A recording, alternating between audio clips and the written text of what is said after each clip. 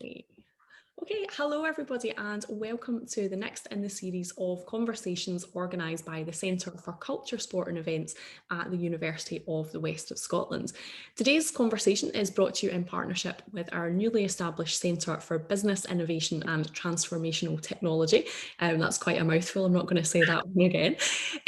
Now, before introducing our speaker today, I'm just going to quickly introduce myself. My name's Jenny Flynn, I'm a lecturer in events marketing here at UWS, where I teach primarily on our events management programmes, and I also do a little bit of work with the two centres that I mentioned previously. My own research interests lie in the area of events and festivals. I have a particular focus on the experiential aspect of events, community impacts in events, and safety and security. And I'm currently undertaking research examining how universities can best collaborate with the events industry to enhance the student experience and graduate employability. So for today's conversation, I'm delighted to be joined by Mitchell Simpson from the Glasgow Rocks men's basketball team.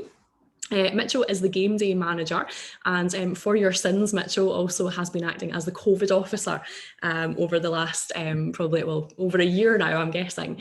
So I was really lucky. Mitchell and his colleagues invited me along to attend one of their matches a couple of weeks ago at the Emirates Arena in Glasgow, which is the home of the Rocks. And I was joined by my colleague Theo, who works for the Centre for Business Innovation and Transformational Technology. And Mitchell was really kind, showing us around, giving us some backstage access, and really just talking us through how they're delivering their matches in line with the current COVID regulations, walking us through their current setup. And Theo, who's great with all the technology stuff, unlike me, was able to take like some footage, which we're going to use like in our teaching. So that'll offer our students obviously some insights into the challenges that the team have faced, in sort of various terms in delivering their events, but also the actual sporting side of things as well. So what we wanted to do today was follow this up with a little bit more of an in-depth discussion, and hence Mitchell's very kindly agreed to join me for today's conversation, where we're going to be talking about delivering professional sports events during a global pandemic. So Mitchell, thank you so much for joining me today and giving up your time. As I say, I know you've been super busy. I was going to say of late, but probably for the last year, because I know you've been doing a huge amount of jobs with the Rocks. I wonder if we could maybe just start off, Mitchell, if you could maybe just introduce yourself, tell us a little bit about yourself and your role at the Rocks. But also, as I mentioned earlier, I just wondered if you could tell us a little bit about the Rocks themselves, because we may have some people watching who maybe aren't familiar with the Rocks, or perhaps rather like myself, not as familiar with basketball, although you did teach me quite a lot when I saw you a couple of weeks ago.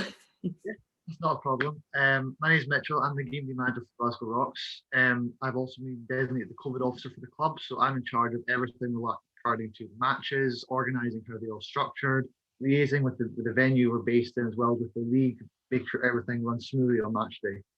On for COVID officer side, I think obviously make sure adhering to all the COVID protocols and make sure everything's nice and smooth and everything's working clean and everyone's safe and everyone's getting tested and all the lovely sort of behind the scenes stuff you don't get to hear about. You just hear if something goes wrong. Glamorous jobs then, Mitchell. Yes, it's been a very diverse job, but then that's the nature of the Rocks. The Glasgow Rocks have been a professional basketball organisation for just over 20 years now. I think we've just finished season 22, if I'm correct. We've been based in Glasgow for the best part of a decade now. We have, however, been all over. We were originally called the Edinburgh Rocks, so we started off in the city of Edinburgh. We're based at Meadowbank. Sorry, different M. We're based at Meadowbank for a number of years. Then we moved it to Glasgow, where we changed our name to the Scottish Rocks. We've jumped about a couple of different venues while in our time in Glasgow, and we've now ultimately ended up where we are right now, which is the Emirates Arena in Glasgow, directly opposite Celtic Park. Our events, typically with fans when they're in the building, can range from having about 1,000 fans to potentially up to 6,000 based on the venue we use. And we have access to both the sports hall for smaller crowds and also the main arena for larger crowds. Our matches are typically most popularly based with the families. So we typically bring in mostly people that are involved in the basketball scene, or those that are just. We tend to also get a large reach of families across the Glasgow area as a family-friendly and accessible event. to people of all ages. We have an announcer through matches, we have music, cheerleaders, and we've got we make do as much as we can to make it much more of an event, more than just a sports match for our fans when they come to games. Yeah, so I guess obviously it's been slightly different over the last year, which obviously we're going to look at. I mean, I suppose it is interesting. I guess that's maybe something we do see across a lot of sports is that move towards making it more experiential, rather than, as you say, just the delivery of the sport. And I guess it's the commercialization of the sports as well, isn't it? Yeah, 100%. I think the main thing with having sports events now is that as much as people are coming for the sport, there's having something there that attracts everybody and makes sure as many people that come to matches are involved as possible. Is why when we had fans in before the COVID year, as we're going to be calling it probably, we've typically had loads of things throughout matches. So we had like the Rockets, our cheerleading group had an experience they ran at one of our quarter breaks. They could invite kids onto the court to dance with them. We had a large partnership with charities in the past where they would come on the court and either play basketball or have an opportunity to promote their brand. We also had contests throughout the match with a mascot as well. Just like loads of things to interact with everyone of all ages, just to make sure everybody's involved, everyone's having a good time. And having like music and lighting and this typical things you see for like a stage performance or when you go to the theatre. Those sort of things are what we try to introduce a bit more to get more people involved. Mm-hmm. Yeah, I mean, I think that's so interesting because obviously when I came to see you a couple of weeks ago, and as you've been doing over the last year, it's obviously you have none of that going on, so it's quite a different experience, and I'm sure everybody will be hoping to get back to the pre-COVID experience at some point. So I wonder if I can just kind of take you back in time, as you called it, the COVID year. Let's hope it is only a year, fingers crossed. Obviously, the first lockdown was implemented back in March 2020, which I guess must have been like towards the end of your kind of 1920 season. And I just wonder, could you tell me about the impact that had for you guys in terms of, I'm guessing games were cancelled and the league suspended. I guess it was probably all quite up in the air at that time. Where to start? So it would have been the second or third week in March when the lockdown hit. The 2 weeks prior was our last home game. There was already sort of a buzz and sort of discussion about the fact that the COVID stuff was looming and the growing issues with it worldwide were slowly becoming more and more apparent. And there was the worry of cases coming to the UK. It didn't directly affect that game very much, but there was a lot of fan outreach, a lot of communication with us directly regarding concerns regarding the venue, regarding would future matches attend, could we do them, and ultimately at the time we didn't have the answers. We had no idea what was going on. We kind of just did the best we could with the information we had, continued to have regular communication with the venue, and just see what we could do. The week afterward, funnily enough, we had a double header weekend away. We were away in Plymouth and Bristol. I was actually away with the team for that weekend, and we came back on the Sunday morning. There was a trophy final based at the Emirates Arena that day, and that was like the expectation was that the restrictions for COVID were coming. There was no sort of it was almost inevitable at that point. So we kind of watched that event with quite a keen eye just to see how that event was running, what they were doing, and how was that affecting how that would affect us. And the event went right ahead. There wasn't any restrictions directly in place for that event, but there was a reduced crowd.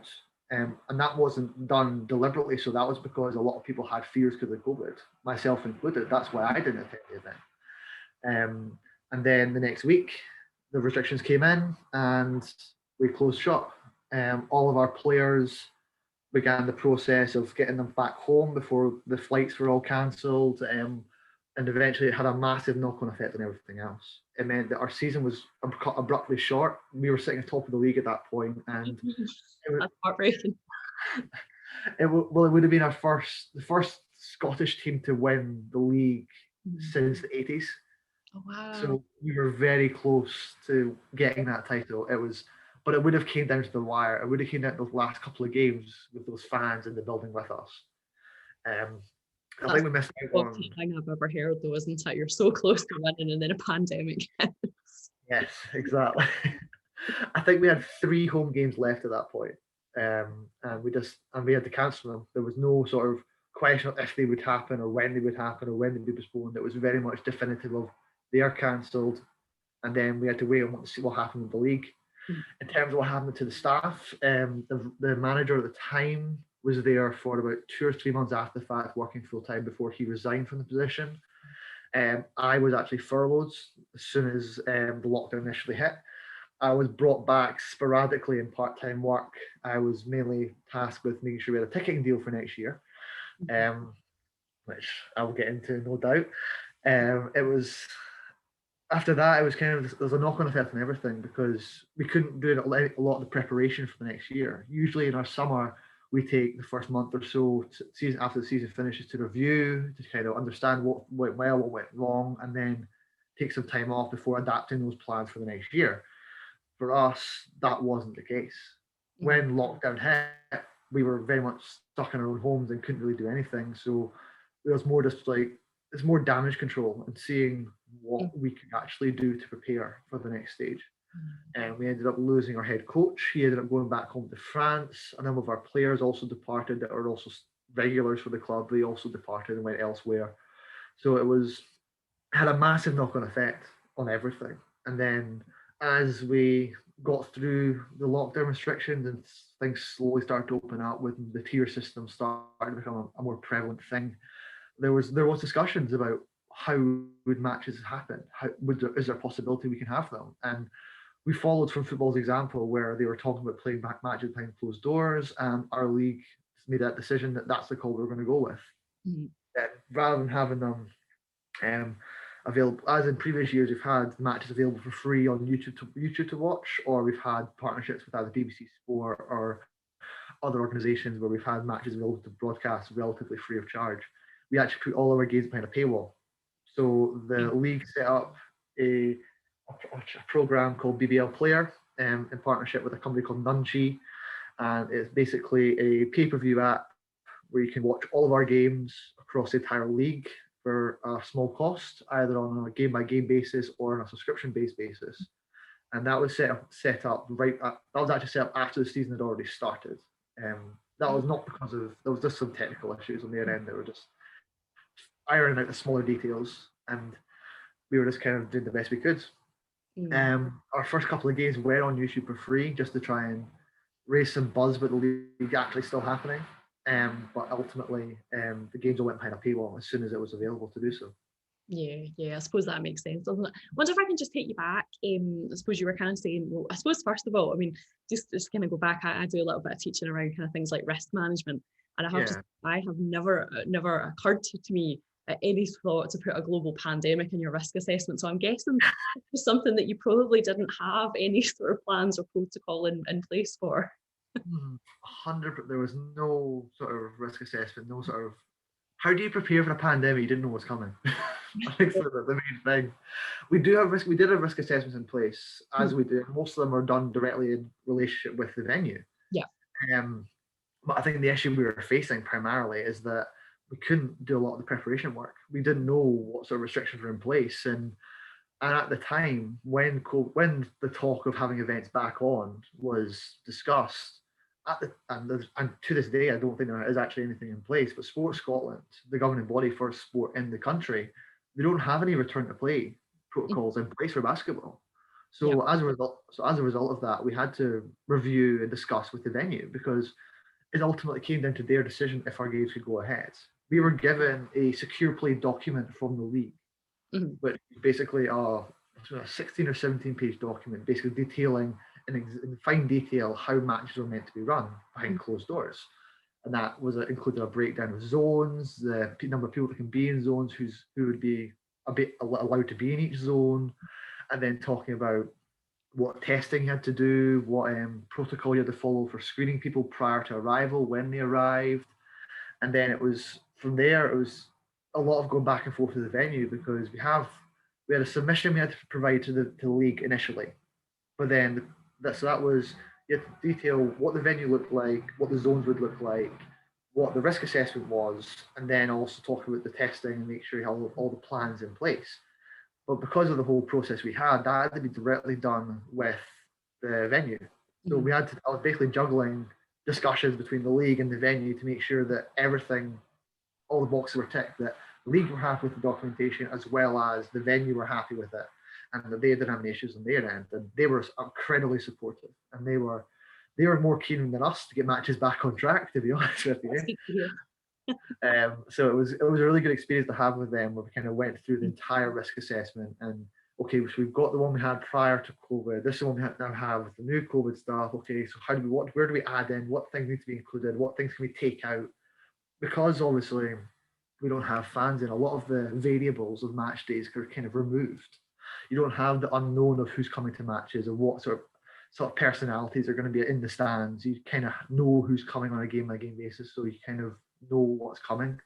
It meant that our matches became a lot more routine than they ever have been before, because there's so many things you just don't have to worry about and don't have to think about, because you don't have fans in the building. You don't have to sell merchandise. You don't have to sell anything, really. You're just kind of running the events. Yeah, so I suppose in some ways maybe a little bit easier, but obviously not as good. But yes, I would say it's probably, in terms of the easiness, because this is my second year with the Rocks. My first year was with fans in the building, and in terms of ease of running events, it's not even close. COVID events are so much easier to run, but the issue comes in that it's, despite them being easier to run, the atmosphere is completely different. Yeah. You'd basically find a similar atmosphere if you got a bunch of your mates and went to a football pitch and played a game of football. That's pretty much the atmosphere you have in a closed doors event. There's no sort of atmosphere there. And that takes away from what we've been trying to do. No, absolutely. I think what you were saying before about that kind of creation of the experience and things as well. So I wonder if I could just kind of take you back to the summer.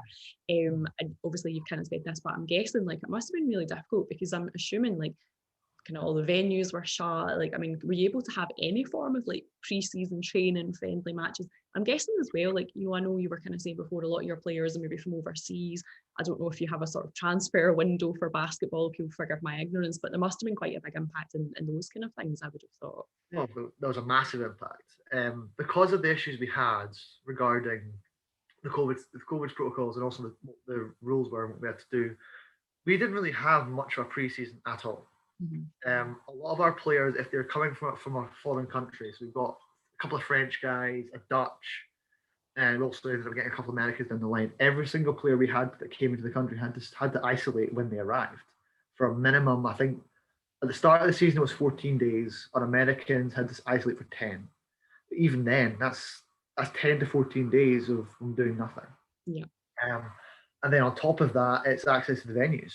It was because of this restrictions in place, we had to get approval not only from the venue but also from Sports Scotland of any plans you had in place. So there was a rigorous COVID-19 risk assessment and return to training protocol we had to make in place for every single venue we wanted to use for practices. So we initially had the Emirates Arena specifically for basketball sessions, but we didn't have access to a gym there. So then we had to then find out, okay, where can we get a gym access? And the closest gym we had was in Inverclyde. Now, for context, that's about an hour-long drive from the Emirates Arena. Yeah. So for travel time, that's a lot to ask of our team. So we had this venue, but that took another month or so of just going through the protocols and ticking all the boxes and making sure it was compliant and what we had to do to make sure to use that venue. And then when eventually we got access to a gym in the Emirates Arena, thankfully to the University of Western Scotland, we got that. That again took another month and a half of getting through the protocol across the line, because unlike the gym in Inverclyde, the one in the Emirates had no sort of risk assessment done prior as well. So we had to devise our risk assessment and our COVID risk assessment from scratch to make sure it was safe for our players to use. And that included me having to go in and rejig and redesign the entire space to make sure it was COVID compliant. So it was a very rigorous process just to actually get access to the gyms. Yeah, so just really time consuming by the sounds of it, and obviously, like you say, in between times, sort of, you know, it must have been really difficult, you know, for the players to maintain their fitness and everything else. 100%, and that's probably why, if you look across any sport, I think we're we're already much a microcosm in terms of we can look at it in the rocks, but you look at wider sport in terms of what they've done this year. There's been a higher rate of injury across nearly every sport that's been competing through COVID, and a lot of that comes down to one, you've not got access to as much regular access to gym as you would like. You've got so many more additional protocols you have to follow, and then on top of that, you also have to worry about the fact that they don't have access to the same people they do before. They don't have access to the regular strength and conditioning they may have usually, or may have access to regular physiotherapists or testers that we don't have in prior years. And we've had a number of injuries this year. And from someone that's got in a background that has involved sports science, I can put a good estimate, good chunk of that has been down to limited access to a gym. Yeah, so it's kind of that ongoing impact as well then, isn't it? You know, Yeah.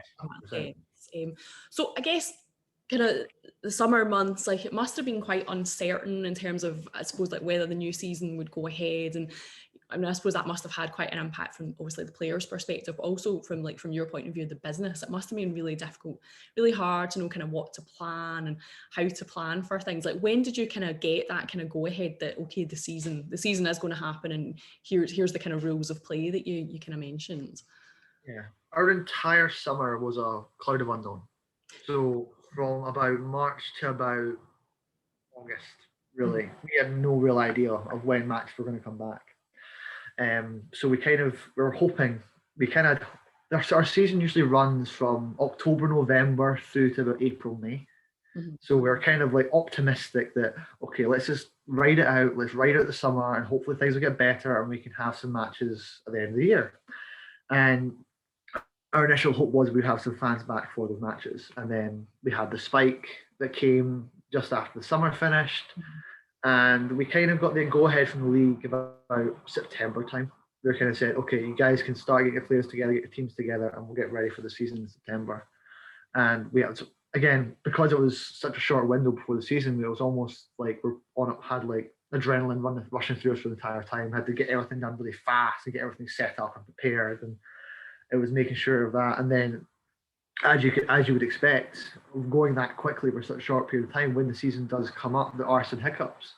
There were some small things that we missed that we had to go back and reevaluate and then redo, or that we weren't informed about prior to, that we had to go and redo reactively to what already happened. Yeah, so sounds like it was a fun time for you. One more thing. So that's good. Obviously, you've kind of already mentioned you were obviously then having to follow like really kind of strict guidelines, regulations, obviously set at sort of government level by the sort of national, not so much maybe by the national governing body, but certainly by your league and your venue. Could you tell us like a little bit about those regulations and how they kind of impacted on what you're doing? Because I know when we came to visit a couple of weeks ago, you were talking about like the regular testing of the players and all those kind of things. Yeah, sure. So our players have to be tested. They have to have a lateral flow test once a week. So they have to be tested on. They have to be tested. I think it's within a 72-hour window prior to their first game of the week, regardless of when that is. So if they've got a game on a Wednesday, they have to be tested on a Monday. If they've got a game, the first game's on a Friday, Wednesday, or Thursday at the latest. On top of that, they have to have temperature checks done on a daily basis whenever they come into the venues for any sort of test, any sort of training, or any sort of sessions with the coach. And then on top of that, when it comes to match days, they have to be tested again on arrival. And then if they fail those tests on arrival at the venue, they're put into isolation and then given a COVID test there. And if they pass that, they can continue on. If they have a positive test as a result of that, they have to put in isolation or asked to leave the venue. So there's a lot of very strict sort of rules in place on that side of things. On top of that, we have two separate zones within the venue for matches. So we have a red zone and a yellow zone. The yellow zone is primarily for people that are either deemed, I wouldn't say non-essential, but those that don't need direct access to the players or the court. So that could be people that are focusing on social media for our media team. It could be our ownership, management. It could be journalists of any sort or scouts. We have had some different guests through the years, and our commentator team is also based there. So they're not given direct access to the court. And there's a barrier set up at the yellow zone between the yellow and the red. The red zone is primarily the court area and also a separate walkway which they enter the venue and to get to the change rooms and then get back out. The red zone is for all of our central personnel. So that is both teams, the coaches, officials, referees, any sort of support staff you need directly courtside. Courtside photography are also based in there. And they're all very strict on numbers as well. Mm-hmm. So for the yellow zone, you can have a maximum of 20 people at any one time. For the red zone, the home team is allowed a maximum of 30 people. The away team is allowed a maximum of 20. And then your essential staff or deemed as essential staff would be your cable officials, statisticians, referees, and then you have to have a designated person. Now this bit I'll actually love. You have a designated person who has to be your designated ball wiper for the game.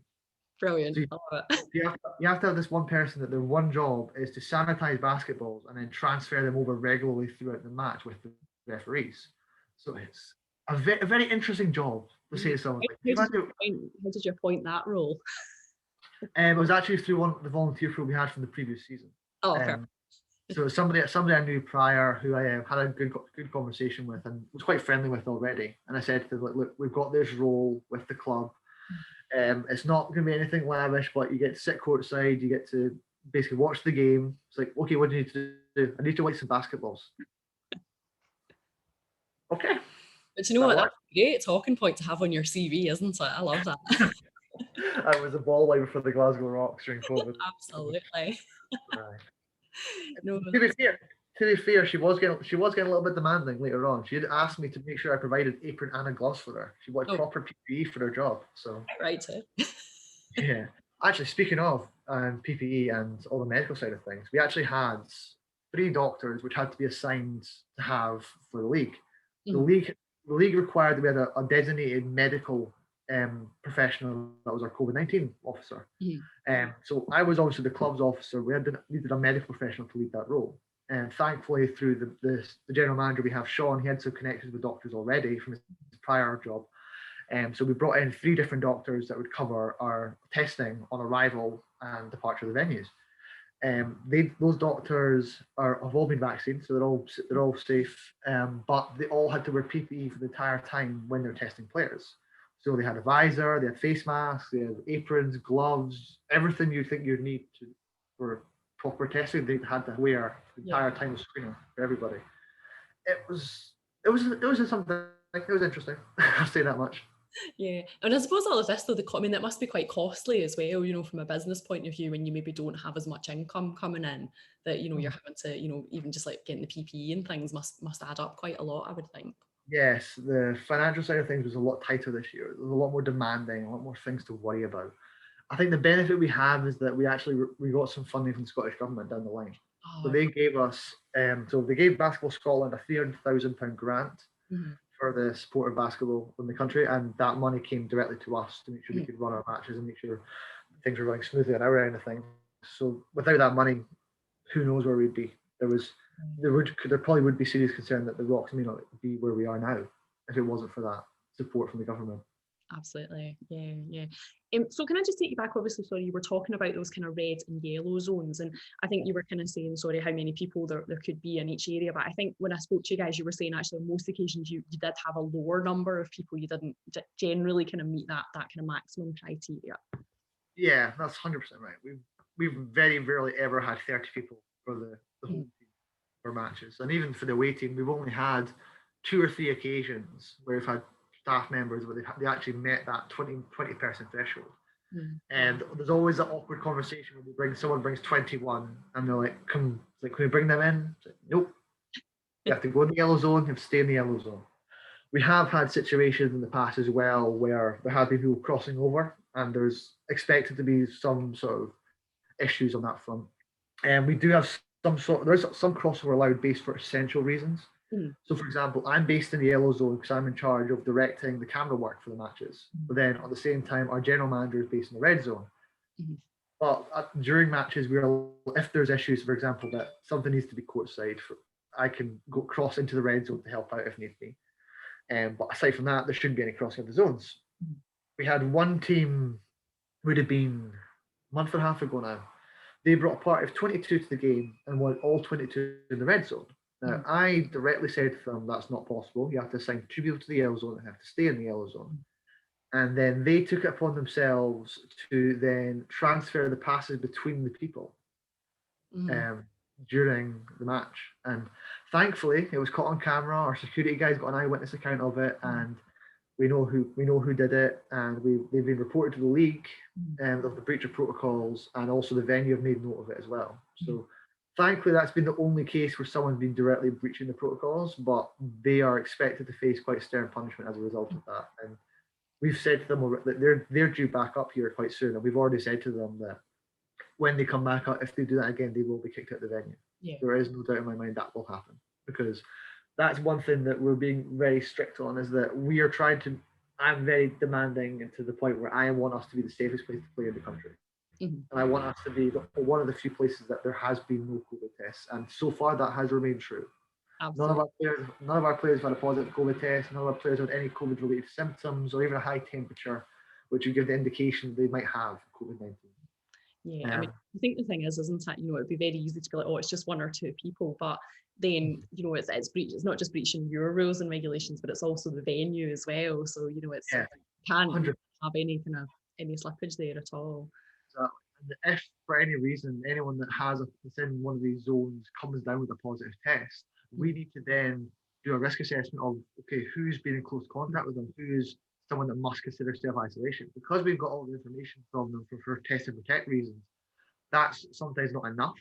Because if you've got a party, for example, in the red zone, you've got a party of potential up to 60 different people, that doesn't mean they're all in close contact with each other, even though they're in the same zone. So we need then to review the footage with the league and, okay, identify, this is what the person is here. Okay, who are they in contact with for a regular basis throughout the match, and then identify who these people are. So, for example, if hypothetically, say that was our physiotherapist, for example, where she came for after the match, within 48 hours after the match, she came down with a positive test for COVID-19, or she showed symptoms and had to isolate. We would have to review the footage and identify, okay, so she's been in contact with this player, this player, this player, this guy, this manager, this assistant coach, this player, and then we'd then have to let them all know and isolate them all. Yeah, that's a big job in itself, isn't it? Wow. Yeah, thankfully we've not had to do it, but from what the league have told us already, it's quite an arduous process because you have to review the footage, obviously, and our matches can be up to 2 hours long. That's a lot of camera footage to review. Yeah, that's a busy day. I mean, I think it's just worth pointing out, just for people who've maybe not seen kind of how you're operating. Obviously, as you say, you have the yellow and the red zones, and it's completely separate entrances. As you go in, like as you say, everyone's kind of temperatures checked. You've got the track and trace, and it's all like one-way systems through the venue. So it's, and when you do get into the venue, everything's like really spread out, obviously socially distanced. So it's like really like strict, but like very well organized, I should say. Mitchell, well done. I'll take strict. In this case, it's a compliment. Absolutely, no, it definitely is. Absolutely. So obviously that has, as you say, it's had like a really kind of a big impact in terms of like how you have been delivering your matches, how you operate as an organisation. I just wondered, like, what kind of impact has that had? Like, obviously, maybe, you know, not having the training, not having the crowds. I'm sorry, I know you have had training, but not at all. Yeah. But like in terms of like just like maybe the team performance, the team morale, because obviously it is like a totally different atmosphere when you go in, isn't it? It's quite weird actually. Yeah, I think in terms of morale and sort of mental health of teams, they have struggled this year. You can, if you speak to any team in our league, really for that matter, you'll have the discussion that we are one of the loudest crowds in the league, and we're because of the closeness of the venue we have, the sound of the music just echoes and booms everywhere. If someone's cheering, everyone can hear it. And without the fans this year, you can hear a penny drop. So so in terms of the setup we have right now, I'm on the opposite end of the venue on a balcony on a higher level than all the players and the match as it's going on. I can quite clearly hear every single word that is said by the coaches on the opposite side of the court. And they can be saying whatever, effing and blind and swearing the place down. I can hear everything. Nothing is sacred in the Rocks on this year. In terms of difficult, as well, like in terms of like the coaches and the players though, because if you can hear what the opposition team are planning, then, you know, I mean, it could go either way. Yes, that is proven quite difficult. I think it has caused some frustration, especially with the teams we've had. I think that in terms of the players, I think that it has been a challenge. I think because you don't have the whole fan atmosphere backing you up and cheering you on. So a lot of the players had to be a lot more internally driven than before. Mm-hmm. They don't have that sort of motivation from cheering families in the crowds or the loud music blasting as they're going up the court. They don't have that sort of atmosphere there to keep them going. Yeah, no, it must be difficult. I was going to ask you as well, so I know this maybe isn't quite your role, but I know you do this. But I was going to ask, like, could you tell us a little bit about like when you travel to away games, like how all that kind of works, and maybe what some of the challenges and difficulties have been in relation to that? Yeah, sure. So for our all away matches, we have every team similar to us has had to implement a club submission for COVID-19 protocols for matches. So prior to any match we attend, we're sent this through by the team and say this is the rules you have to follow. So usually it's a set arrival time, set entrance for the venue, what you have to do when you're in the venue. For example, you have to wear a mask the whole time you're in, when who's allowed to be in which zones and all those sort of things. You have to send through a guest list ahead of time of who's going to be in which zones, and then you have to get yourself down there. The issue we have had is because of the travel restrictions we have in place, almost all of our matches have had to be done through bus. Mm-hmm. Now, that's not initially a problem in itself until you realise that our first away game is Plymouth. Mm. Now, that's about a 11-hour bus ride. And it's horrible. It's a horrible bus ride. I've done it myself with the team. It's not fun. So it's a lot to ask the players. I mean, we did fly down to London for one game a few months ago. Mm-hmm. And it's a very different experience because obviously you have to be social distance the whole way through it. You have to wear masks and everyone has to be very separate apart. When you go into the venues, from what I've been told, I've not actually been to an event with COVID stuff this year just because I'm not essential, so I've not done it. But from what I've been told by the players who've gone or the coach or other assistant staff that have been, it's all been very much all above board. There's a lot of the venues are quite strict with the rules, quite stringent about what can be done, but some places like to try and dance in the grey a little bit. They like to see what they can get away with and see what buttons they can press. As long as they follow the letter of the law, they'll do the bare minimum. Yeah. I suppose there's a difference between almost like what's written and what the regulation is, and maybe what's morally kind of acceptable as well. Yes. Yeah. 100%.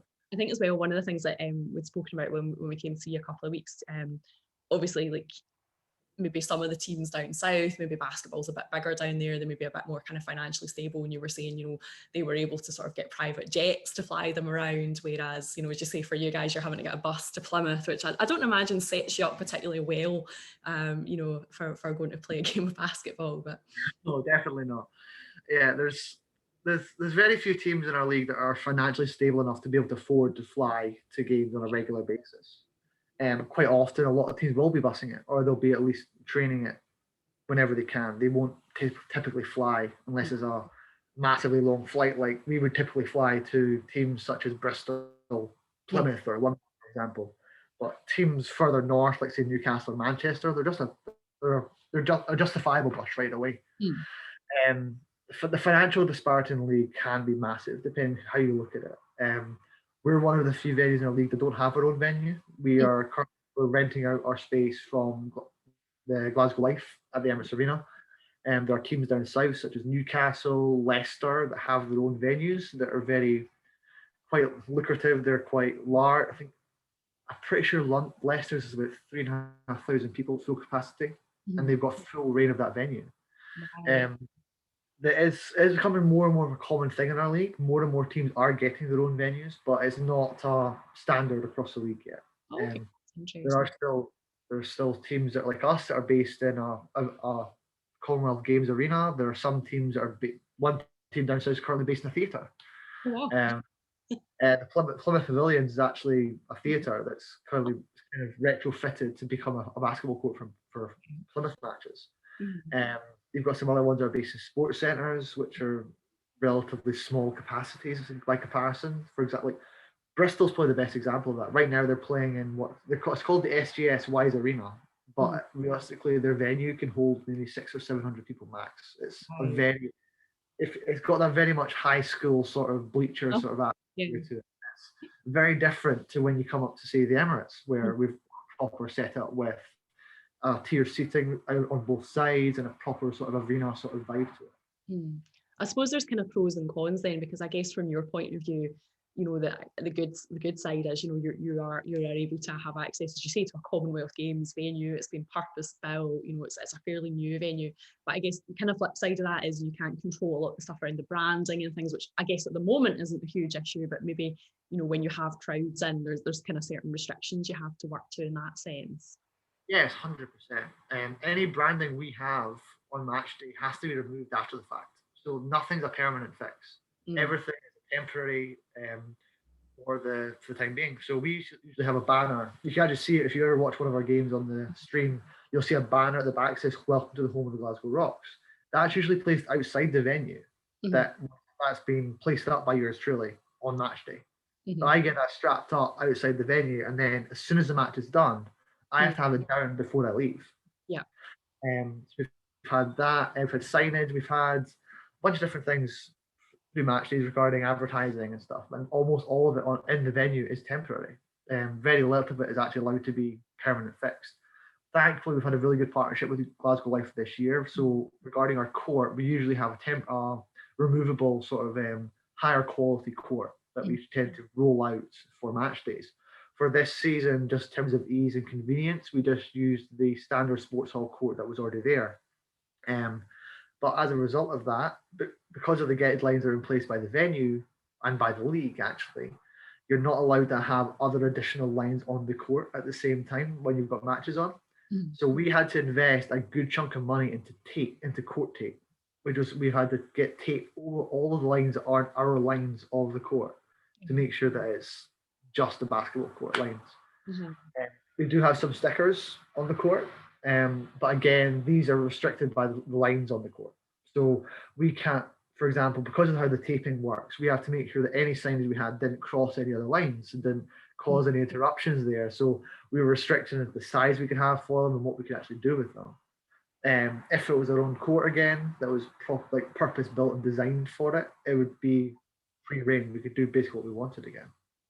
Well, that's really interesting. There's all these little things you would never think about at all. But so you're a man of many talents, Mitchell. I have to say, it's like every little job. It's like, oh yeah, I have to do this, I have to do that. So you've definitely been busy. Yeah, 100%. I'm pretty sure someone called me an army of one at one point. Oh, I like that. Yeah, that's good. You can put that on your CV. One of the other questions I was going to ask you, you kind of mentioned this already. Obviously, you're the only BBL team that is based in Scotland. And I guess, you know, the rules up here in terms of COVID and the lockdowns and things, they've been quite different a lot of the time to elsewhere in the UK, perhaps being, you know, a little bit stricter. And I just wondered like how that's impacted like on the team, on your ability to deliver matches, if at all. It definitely has. It's affected everything. So in terms of we'll start with the players. Probably best to start there. Because of the tier system we've got in place and the restrictions in place, our players have had little to no interaction with anybody outside of their own teammates within training settings. So if you don't live with each other, you don't really get to see them outside of a basketball court. So for a lot of our guys, it's been a very tough year because unlike your previous years where you can go out, they can go drinking, they can go bowling, go and see their friends, have teammates out, they haven't been able to do any of that. The closest we've had to any interaction with the fans was a fan event we held with our official supporters club a couple of months ago, and even then that was just a Zoom Q&A. It wasn't really the same as having like a proper event as we would like to have in previous years. In terms of our side of things, it's kind of changed how we kind of run our matches and kind of how we use our office space as well. Because the restrictions are in place that you're only meant to be in office work for essential reasons, you could argue a lot of the work I did in particular, I didn't need to be in the venue for. So I've spent a lot of my time this year, especially working from home. So I've had to do a lot of organization at my end, things directly from my house, and that's been having video chats with the venue, that's been having calls with the league, that's been doing all the COVID protocols with Sport Scotland. All of that's been based from my own home. That's not me going into the venue unless I absolutely have to. Yeah. So realistically speaking, I went from having a job that was in the office 5, 6 times a week to you're lucky if I'm in once or twice a week at most. Yeah. And even then, it's restricted hours. So, and access to our court has also been cut back. Mm-hmm. That's been a massive thing that we used to have. Our initial goal was this year to have 2 or 3 evening sessions as well.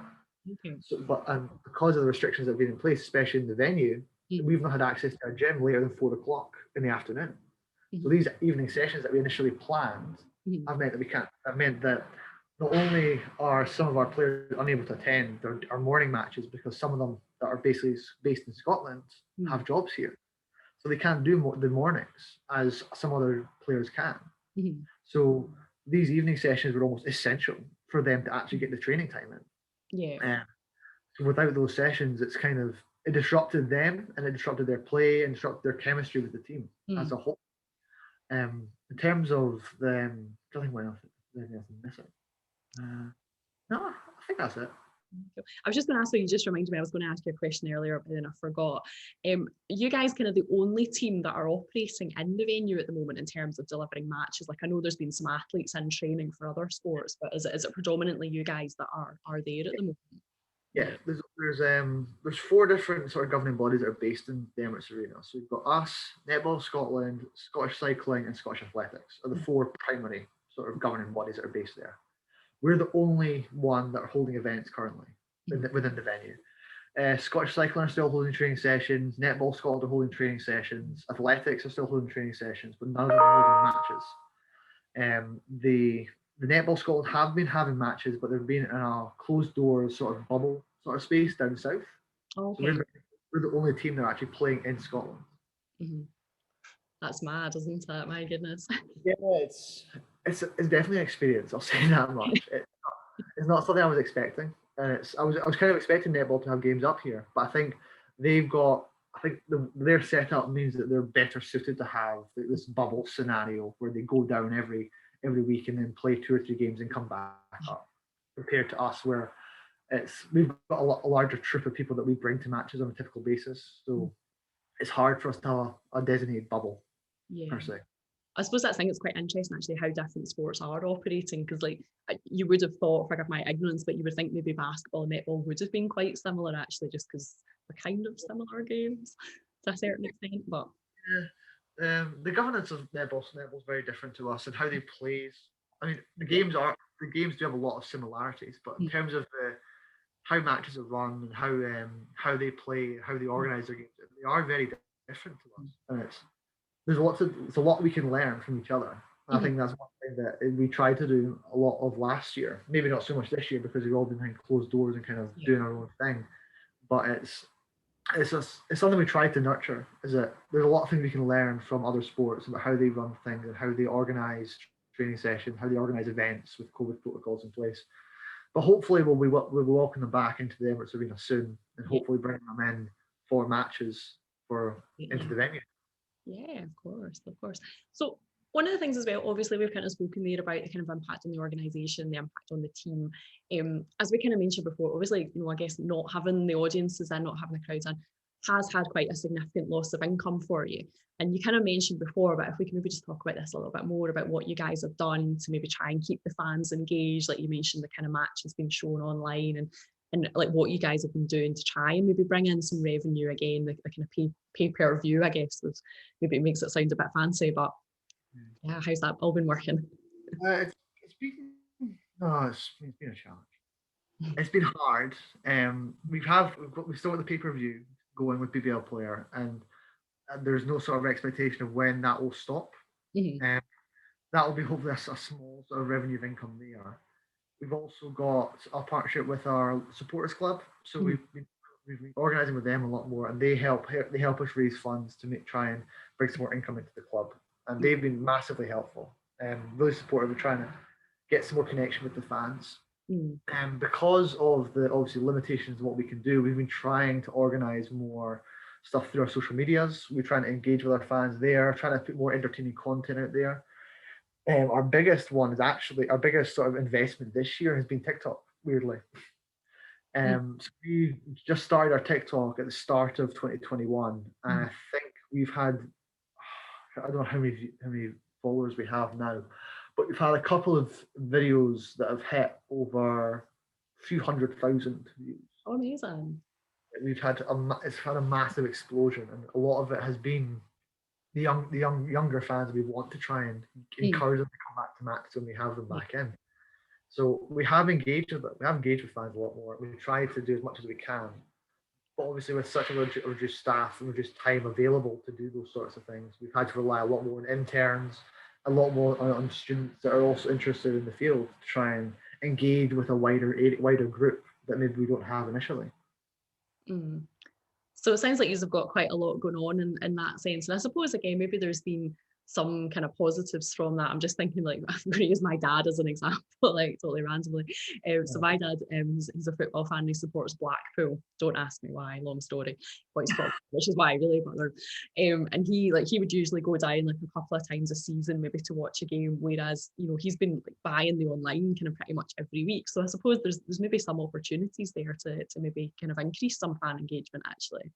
Yeah, 100%. I think the pay-per-view is actually a massive opportunity there. If you look at, for example, one good example I like to think for our league is Sunny. Sunny got a partnership with University of Surrey down in England, and they've basically been completely revolutionised the game in terms of how it's being viewed on their pay-per-view. So every team has got a standardised system called Key Motion, which they've set up in the venue. It's automated cameras which basically follow the game and then follow the play as it happens. So that's automatically set up for every team. Every team has that system set up. But what Surrey have done is they've brought in the University of Surrey with camera crews, and they have basically completely evolved the experience. So now it's a proper viewing experience again, where they have a halftime show, a pre-game show, a post-game show. They have a full, like, as if you're watching an NBA match, where you're having the analysis and discussion mid, halfway, and post.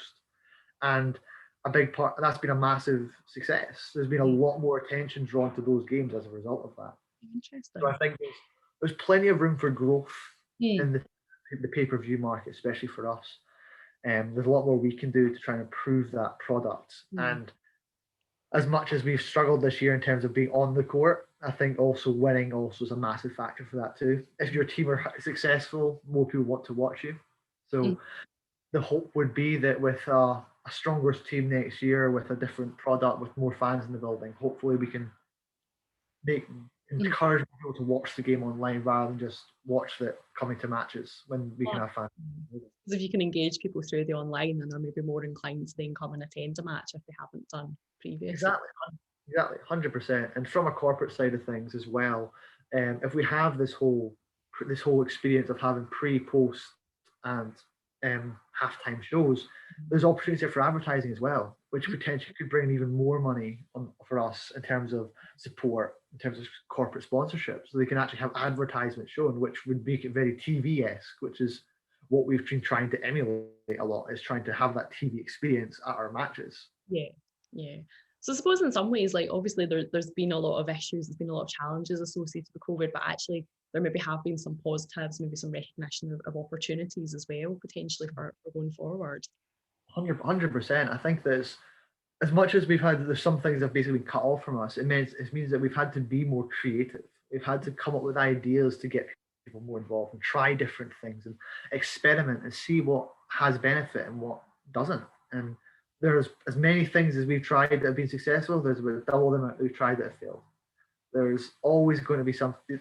There's no one size fits all for these sort of times, and especially with our fan bases, the weirdest things make them connect with us. Like the things you least expect them to resonate with are the things that they latch onto.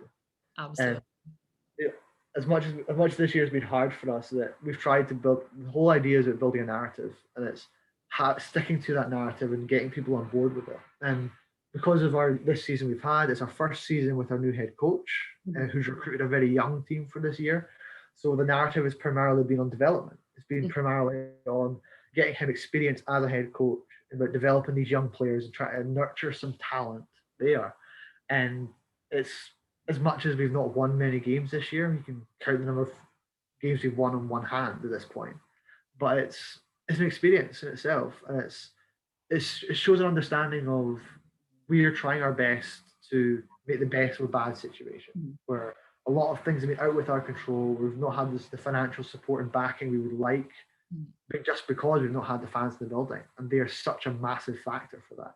Just because of all the game day things and aspects they're directly involved with, that they directly support us through. So hopefully we'll see a return of fans relatively soon. I just got a couple of questions just to kind of finish off. I suppose just kind of first one, like, what would you say, this is probably putting you on the spot a little bit, what would you say the main things you've learned about delivering games, delivering matches over the last year, your kind of key takeaways, do you think? Okay, so... Or that is a hard one, isn't it? It's probably a lot. There's been so many takeaways, just to try to narrow it down is quite tough. I would probably say that without fans in the building, basketball's not the same. Without spectators in a crowd, events are completely different animals. They're more of a training exercise right now than they are actual matches to us. It's very much we've done all the prep work for matches, but it's, for me, I've always found, especially my time that I've been at the Rocks, is that when you have matches with fans in, this, regardless of how much of the stress, of the pressure, of the fast-paced change of things you have to constantly do for matches, especially in events management, the gratification you get from those cheering crowds and a happy customer watching a match makes it all worth it. It doesn't matter if you've spent a 14-hour shift making sure everything's working smoothly, or you've had to run around like a headless chicken for the last 2 hours dealing with ticketing problems. As long as by the end of it, you had those fans in the building all smiling, all cheering on the team, it made it all worth it. And this year has probably made me realize that even more so than before, is that without those fans there, it's a whole different animal. It's not one that I would, in any sort of world, I would not want this to be a thing that's a constant thing. I want fans back in, and anyone that says they don't want fans back in, it should be lying to you. Yeah, absolutely. So I suppose kind of final question that I had then was kind of just tying in with that. Obviously, we are nearly at the end of the season now. And I suppose I'm just going to ask you to get your crystal ball out a little bit here, Mitchell, so I'll apologise again. But just wondered, like, if you have any thoughts regards to like next season, like maybe moving forward. Do you think we will see a bit more of a return to normal? Have there been any discussions around that? Or again, I suppose everything's so up in the air, isn't it? We just don't know. But I mean, there's a lot of optimism to be had for next year. You've already got discussions about there being trial events and open air venues already in Scotland. Hampden Park's potentially going to have about 12,000 capacity in there at one point coming up.